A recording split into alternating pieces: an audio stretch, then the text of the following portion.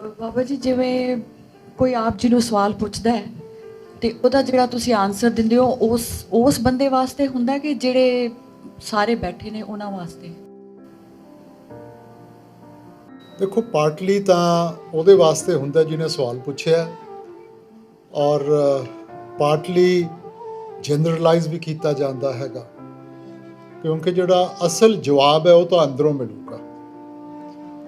ਬਾਹਰ ਜੋ ਵੀ ਸਾਨੂੰ ਦੱਸਿਆ ਜਾਂਦਾ ਉਹ ਸਾਨੂੰ ਉਸ ਸਹੀ ਰਸਤੇ ਤੇ ਲਾਉਣ ਵਾਸਤੇ ਕਿ ਆਪਾਂ ਅੰਦਰ ਜਾ ਕੇ ਸਹੀ ਅੰਦਰੋਂ ਜਵਾਬ ਹਾਸਿਲ ਕਰ ਸਕੀਏ। ਬਾਹਰ ਕੋਈ ਵੀ ਚੀਜ਼ ਸੱਚ ਨਹੀਂ ਹੋ ਸਕਦੀ, ਸੱਚ ਅੰਦਰੋਂ ਜਾ ਕੇ ਮਿਲੂਗਾ। ਸੋ ਬਾਹਰਲਾ ਜਵਾਬ ਤਾਂ ਤੁਹਾਨੂੰ ਸਹੀ ਲੀਹ ਤੇ ਪਾਉਣ ਦੇ ਉੱਤੇ ਹੈ ਕਿ ਤੁਸੀਂ ਆਪਣਾ ਧਿਆਨ ਅੰਤਰਮੁਖ ਕਰਕੇ ਅੰਦਰੋਂ ਉਹ ਸੱਚਾ ਜਵਾਬ ਹਾਸਲ ਕਰ ਸਕੋ। Baba ji, we are living out our karmas in this life, what we did in our previous life. Now, is there any way that the karmas we are doing in this life, we can try and burn them in this life itself, apart from the submission and the meditation part? Apart from doing that. Well, karma means doing good actions. Karma stems from what is karma? Action and reaction. For every action there's going to be a counter reaction, cause and effect. So there is an effect to every action that has taken place.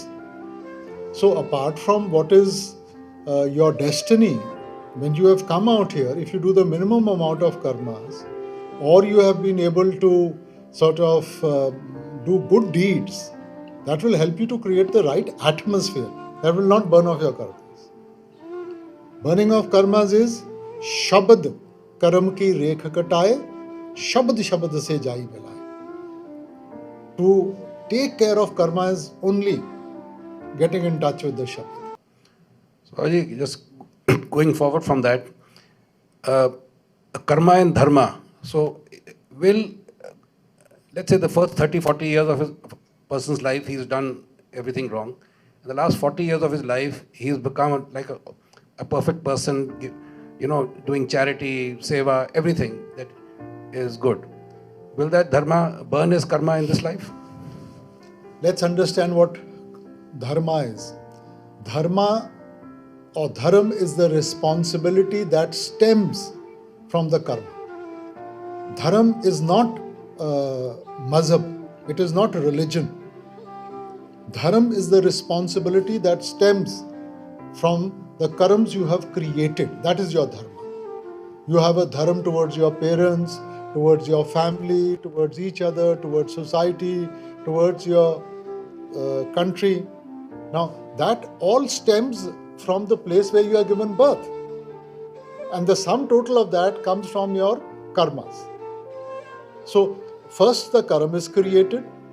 The sum total of that karma becomes your destiny, and the responsibility that ensues from that is your dharma. Now, you could have a wonderful life. You can become a recluse, you can become, go to the jungles, meditate, everything.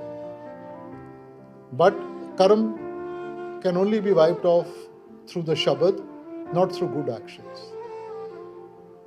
In satsang, many times we listen, ke tapo raj, rajo narak. That if somebody has done a lot of penance, he's done a lot of good deeds, he will come back into better circumstances. He won't get mukti. He'll come back as a rich man, he'll come back as a king, an emperor, or in some good position. So he will get the benefit of that.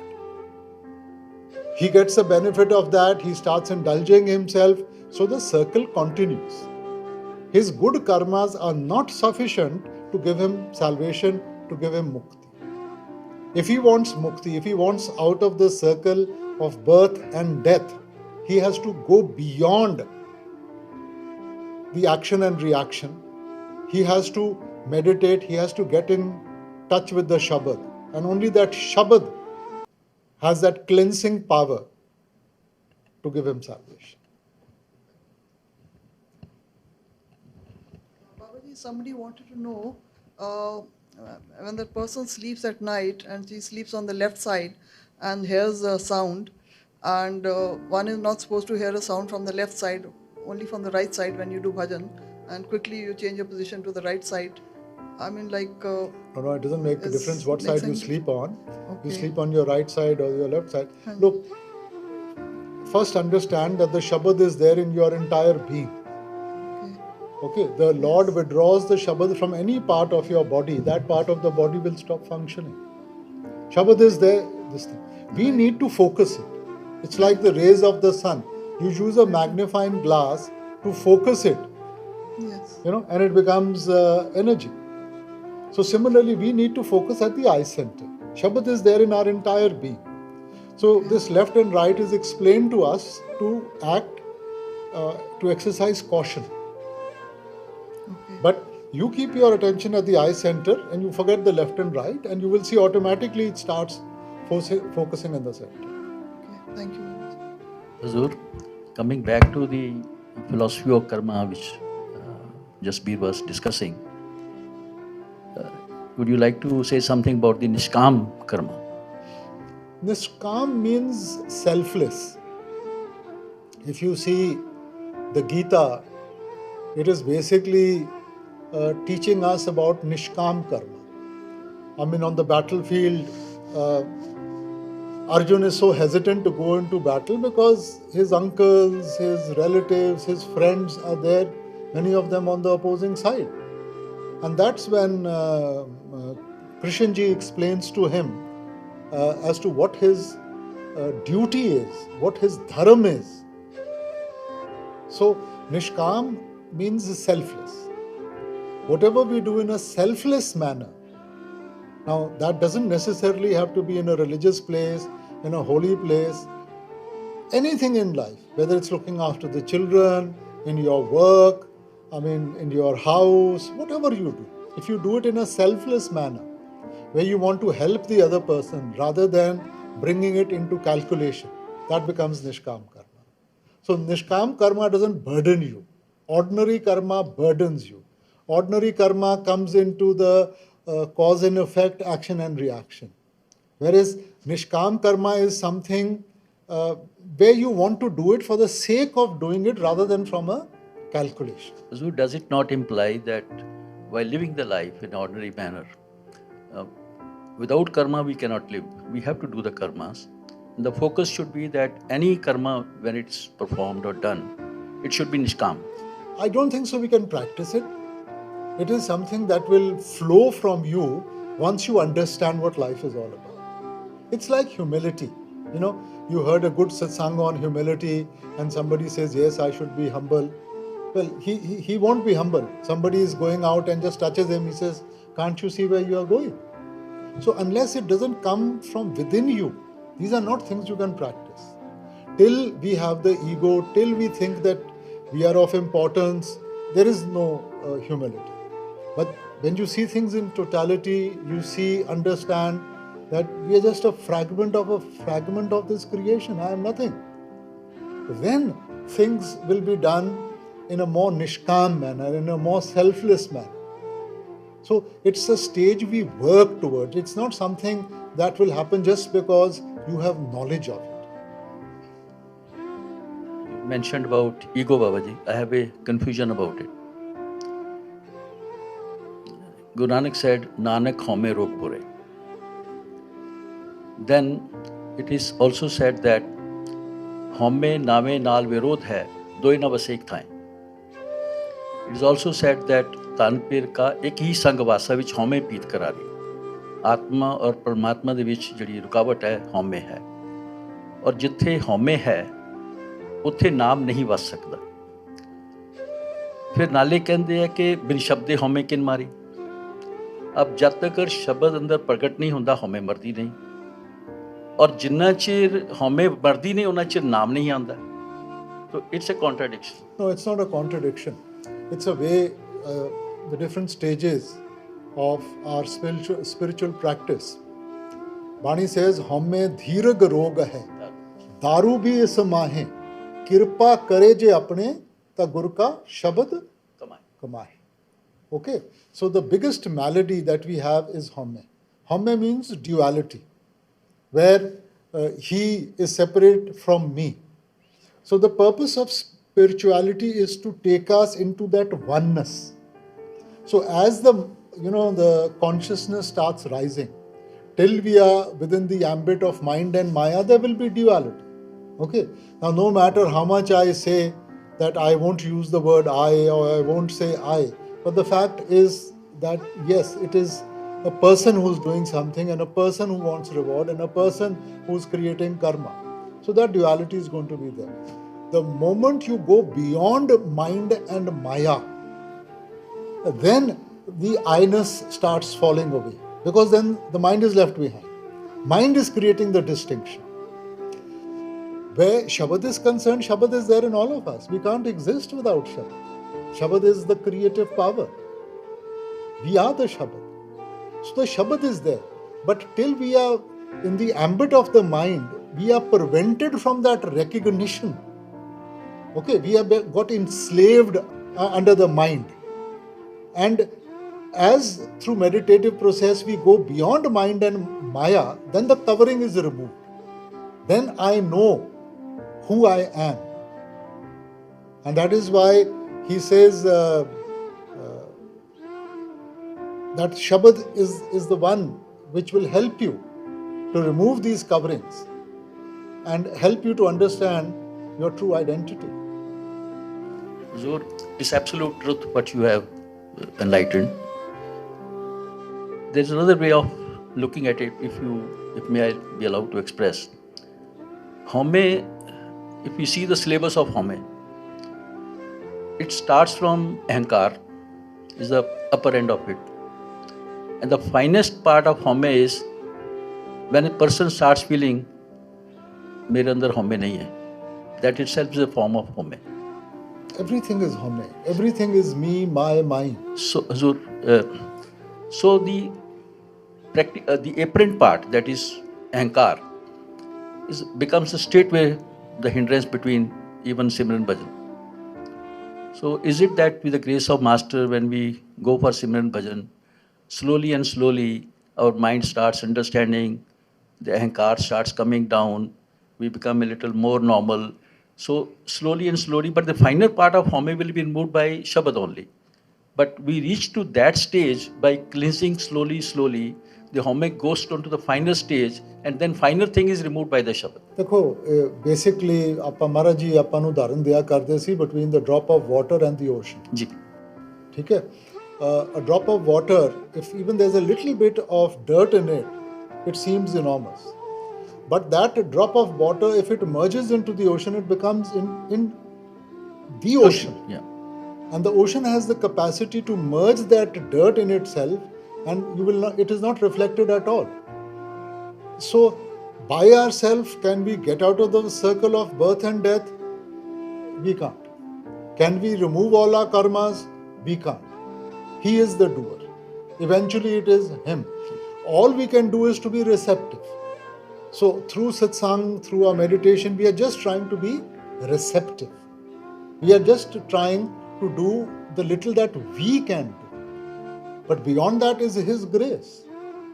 And for us, actually everything stems from that. Everything, like we say, desireless action.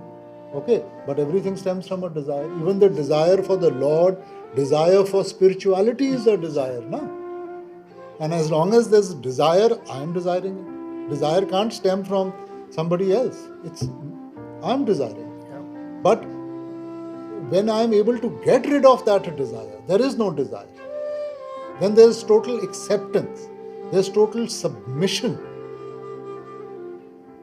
Then that is the time when you have risen above mind and Maya, and the drop has started merging into the ocean and taking on the qualities of the ocean. Thank you, Babaji. Babaji, in old good days, the children used to participate in the morning and evening prayers with their parents. Then they used to go to school, and there used to be a 1 hour sort of study Class on the religious scripture or any kind of teachings. But the present generation is totally devoid of it. How can we motivate the present generation that some kind of foundation is made when they are young people?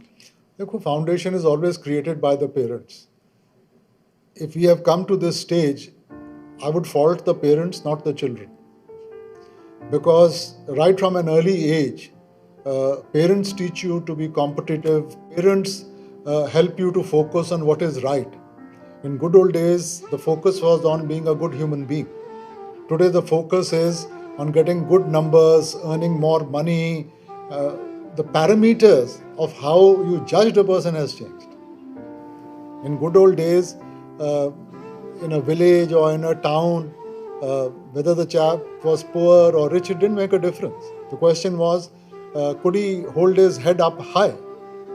And that was what created that respect for him in the community.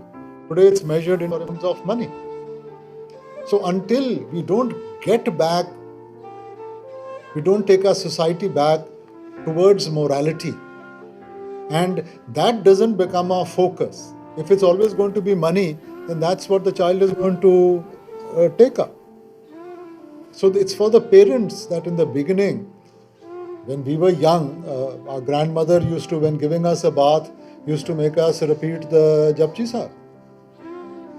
So Nande Nande, we used to keep on repeating Japji Sahib. So it's got so ingrained into our mind that I can now say it without even thinking. But now the mother or the grandmother is not giving you a bath, the maid is giving you a bath. Now it depends upon the maid whether she's singing filmy songs or what she's going to be singing, that the child is going to pick up. So we've created that distance from our children. How much time do most of us spend with our children versus how much time the maids spend with the children? So unless we create the right foundation for the children, and right from an early age, we teach them what is important in life, what should their focus be, what are the values. A few years back, there was pride. We were proud of our country. We were proud of our teachers, of our parents. Now there's no pride. Where is the pride? Pride is only in materialistic terms. So unless that sense of belonging, that pride isn't there, what is the child going to learn? So if we start teaching them right from a young age that yes, this is also part of the learning process, they must have the right values to build on. If the value is going to be materialistic, well then that's what he's going to work towards. Thank you, Babaji. Babaji, when you're talking about good karmas, does that help us in our meditation also, Babaji? I mean, will it be a Well, definitely, it helps us to create the right atmosphere. I mean, if you do, Guru Sahib says, Pun, Dan, Jap, Tap, Jete, Sab Upar, Naam. Har har rasana jo jape, tis puran kam. So, it is not that you just go straight to Naam and start practicing your meditation. You need to create a conducive environment. So by sharing, by caring, by learning to give, you are creating a conducive environment. And if the environment is conducive, only then will you be able to sit in your meditation. If the environment is adverse, where will you be able to do meditation? So these are a means. These help you to create the environment. But the actual meal is joining yourself to Shabad. Har har rasana jo jape, not pade, not bole, jape. So japna means simran, repetition. And when somebody is repeating and becomes one with his isht, with his idol, this Puran Kam, he is the one who gets success.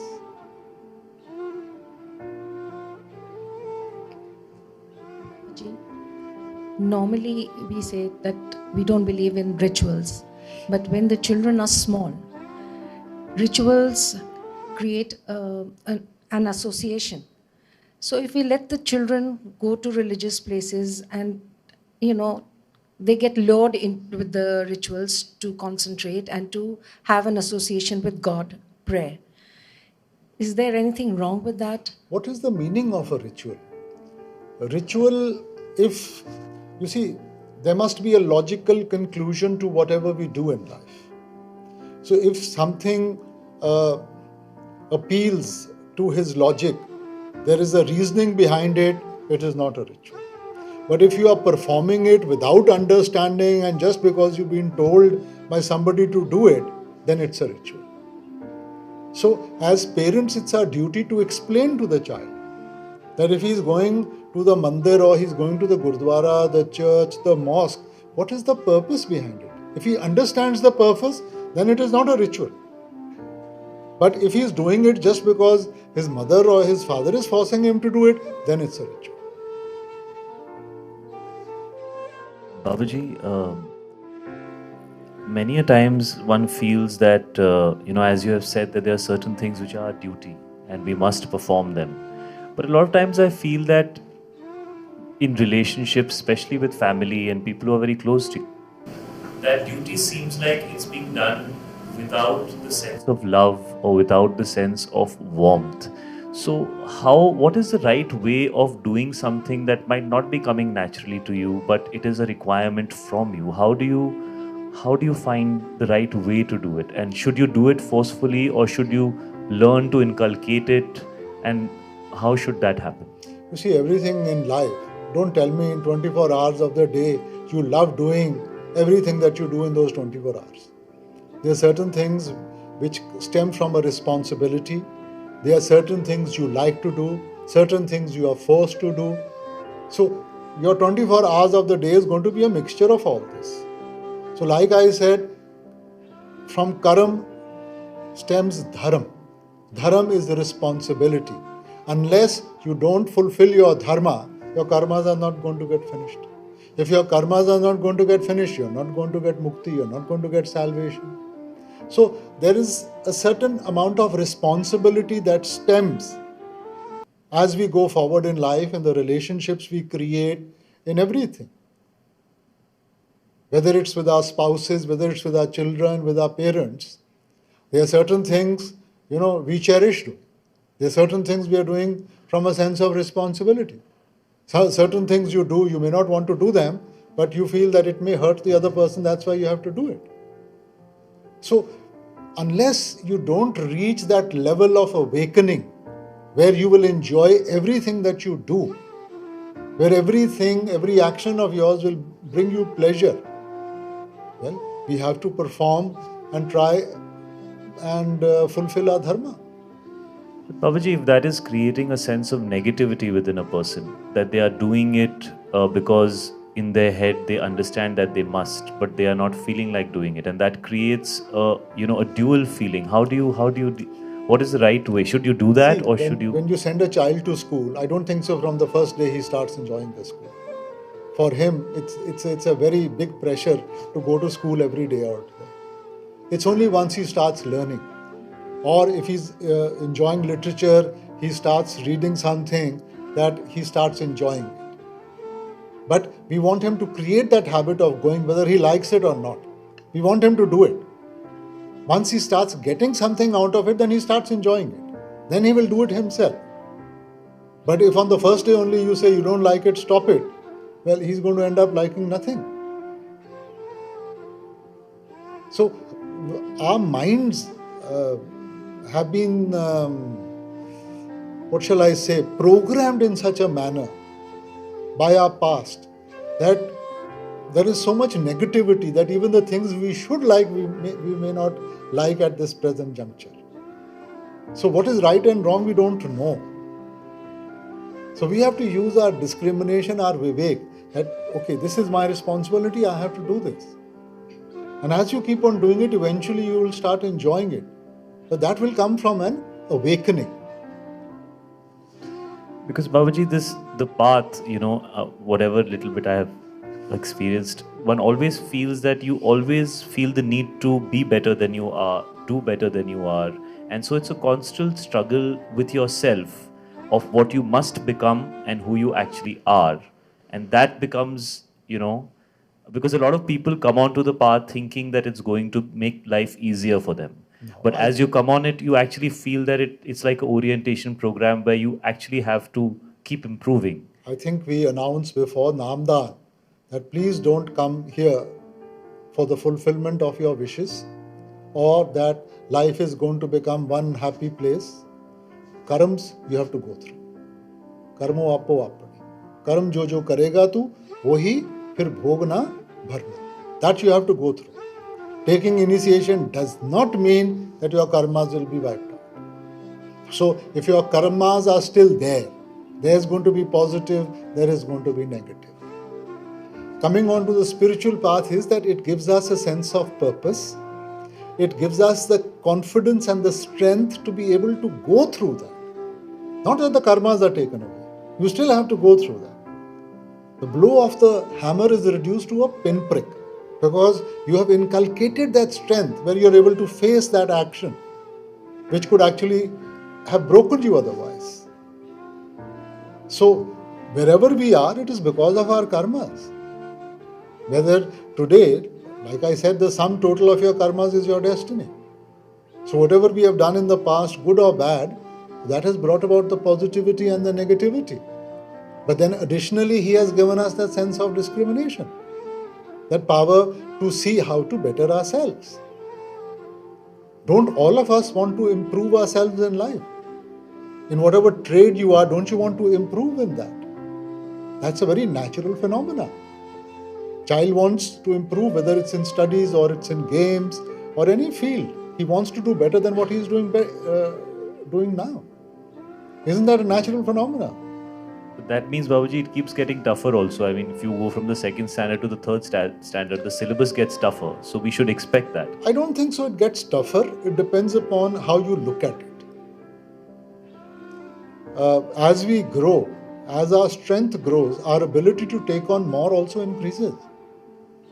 What I learned in the first, or I understood in the first class, is very limited as compared to that as my horizons open, as I learn more, when I'm in the 5th or 6th class, I have the ability to understand more.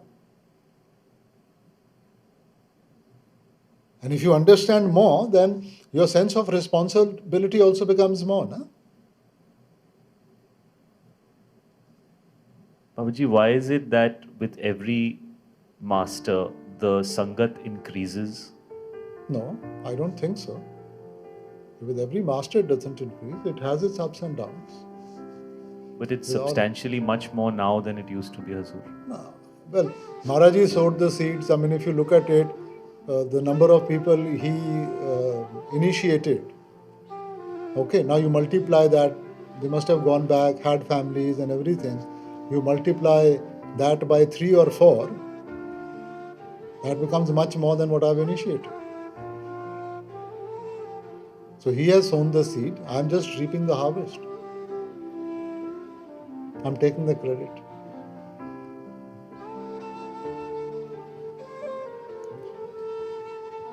Baba ji, can I ask you a little personal question?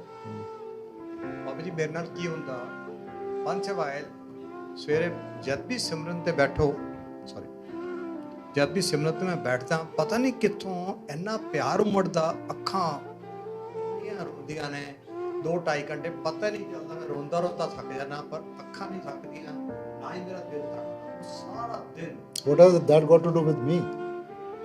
That has to do with you. My personal Acha, I thought you were asking personal questions. Sometimes I feel that I should have got up because when Simran nahi yaad rehanda, kuch nahi yaad rehanda, I should get up, wash my face and sit back on Simran. But also agla din I find bahut acha guzarda kisi naal zyada nahi karta. Is it okay or should one get up and phir jaake dobara to Simran? One should not get up. You should enjoy.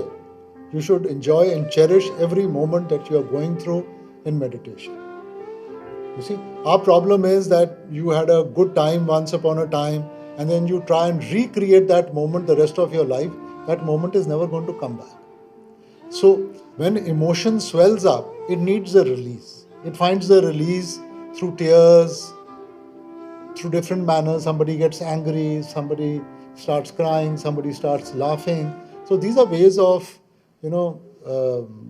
letting our emotion escape, not sort of swell up within ourselves. And this is what you need to enjoy. If you enjoy your meditation, you will see that the mind will cherish it more and more.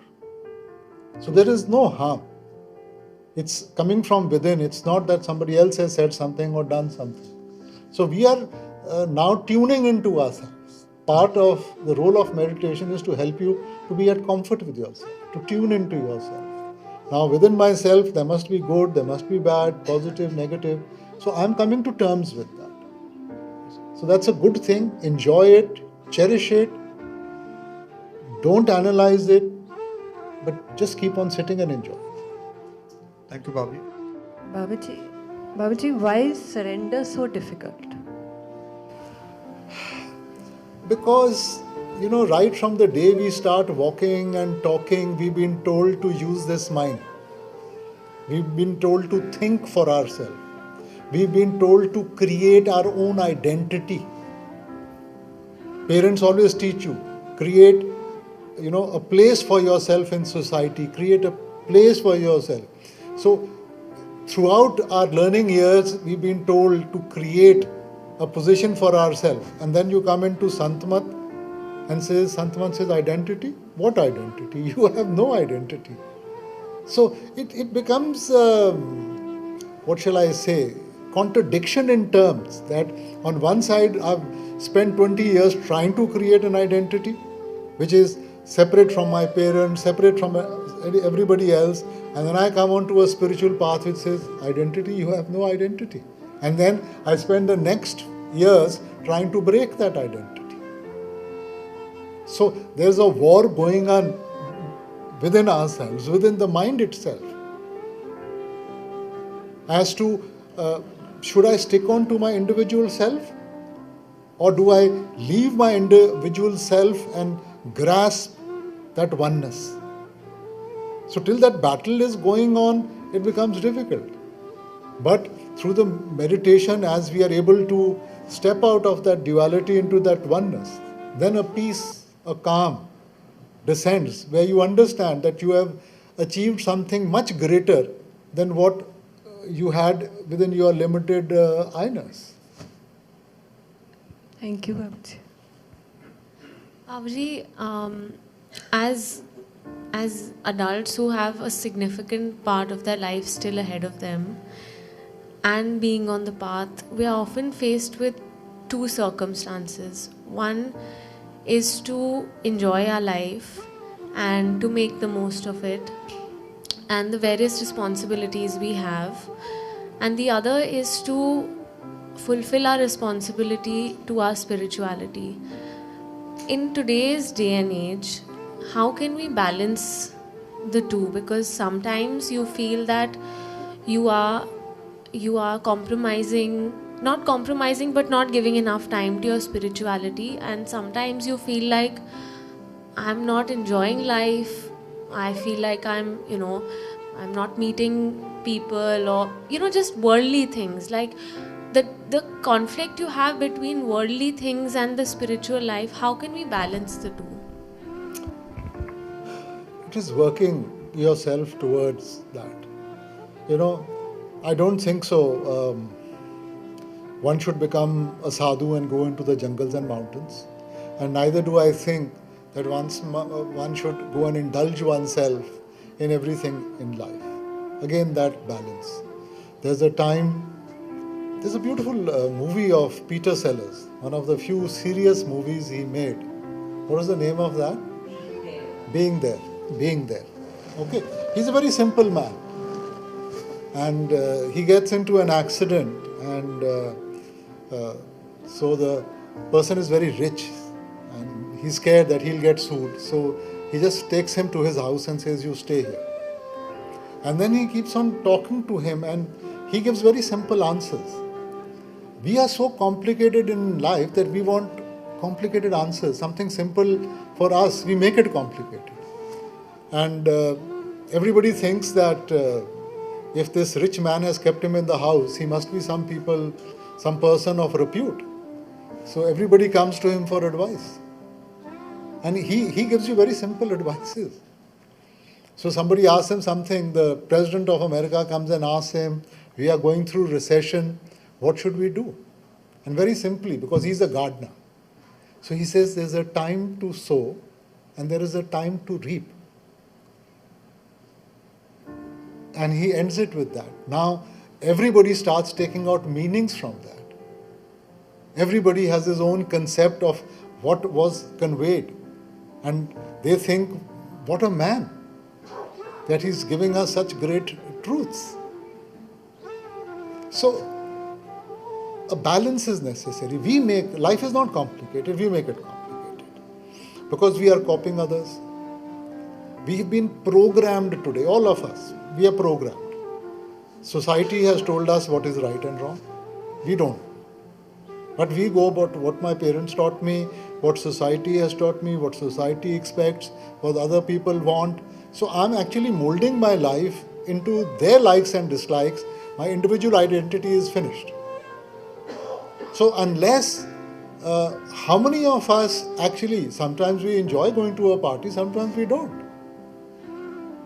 Every day you don't enjoy going to a party.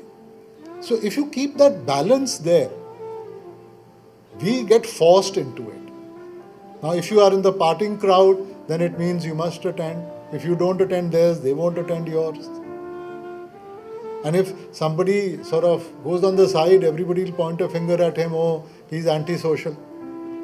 So it's not what they say, it's I have to live with myself. What is it that I like to do? If I like to party, go and party.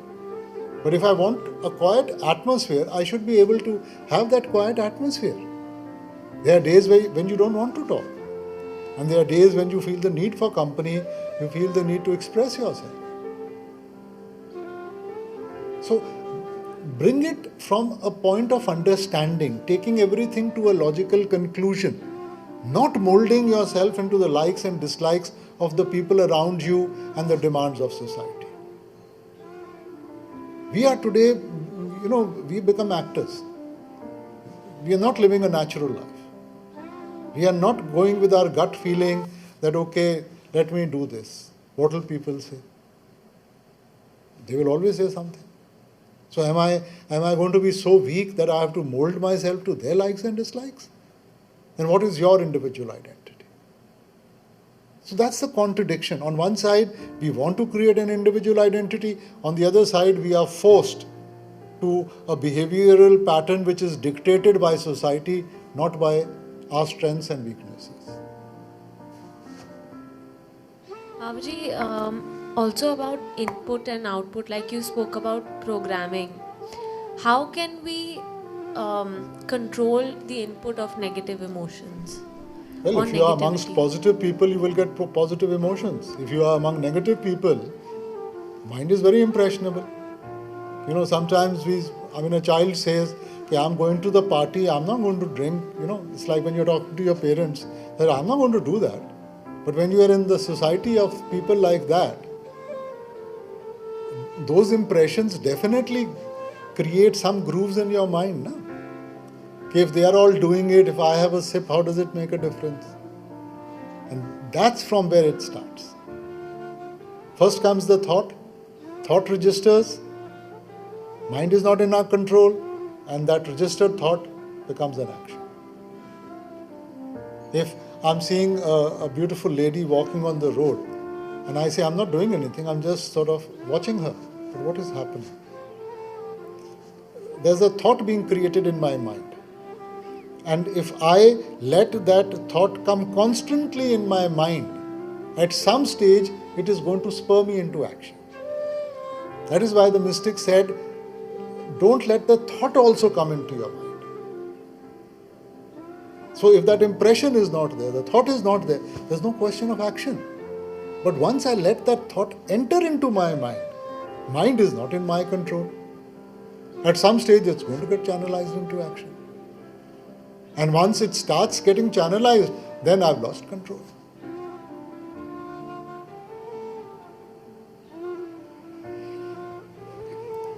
On these 5 weaknesses, Kam, Krodh, Lobh, Moh, Hankar, on the path of spiritual progress, is Hankar the last to go?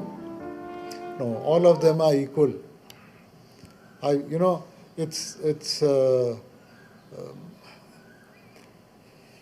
All of them attack us with the same intensity.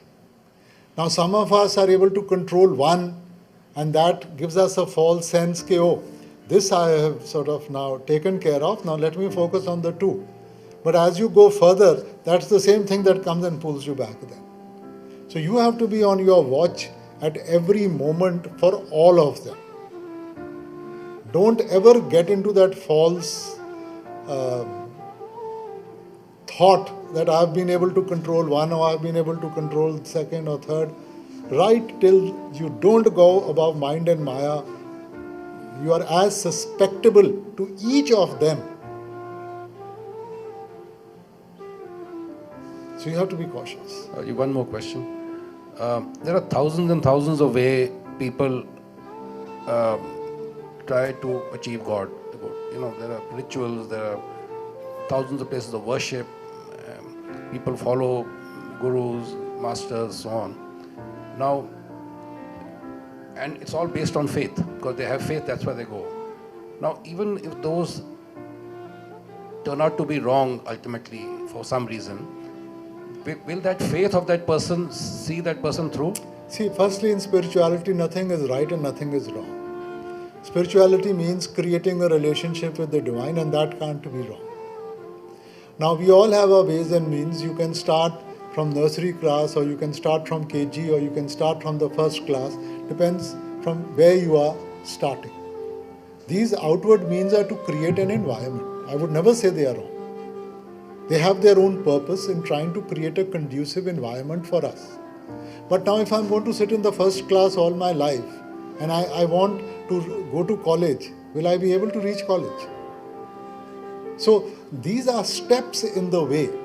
But if I'm going to get stuck at a particular stage of my life and not move forward, I will never be able to reach my destination. So I would never say anything is wrong. These are stepping stones towards the destination. But Babaji, people don't know any better. They think this is it. And their faith is 100%. No matter your guru or the person, your teacher or your master, no matter what he says and does, if you have your faith will take you forward. So he could be limited, or he could sort of have reached a particular stage. But if you have faith, your faith will definitely bear fruit, and it will definitely take you forward. And that is why we are all blessed, because we have faith. So our faith will definitely take us forward.